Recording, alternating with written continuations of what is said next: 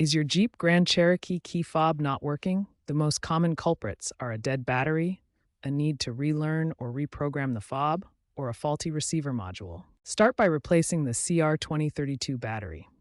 Use a small flathead screwdriver to gently pry open the fob, replace the battery ensuring correct polarity, and snap it shut. Test by pressing the buttons near your Jeep. If that doesn't work, the fob may need to be relearned. This involves cycling the ignition in a specific sequence. Insert the key, turn it to the on position without starting the engine, and back to off 5 times within 10 seconds. Remove the key and press any button on the fob once, then reinsert the key and cycle the ignition. Finally, hold the lock button on the fob for 4 seconds. These DIY steps are often effective and can save time and money on dealership visits.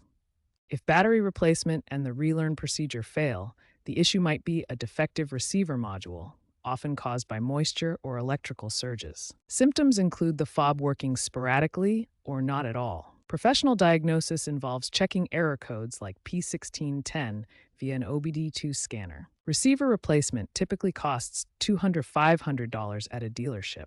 Check Stellantis' website with your VIN to see if any recalls affect your vehicle. Remember, extreme temperatures and storing the fob near metal objects can also cause issues. Looking ahead, Jeep is transitioning towards app-based digital keys and NFC technology, potentially eliminating traditional fobs. Electric Grand Cherokee variants might even use biometric entry like fingerprint sensors.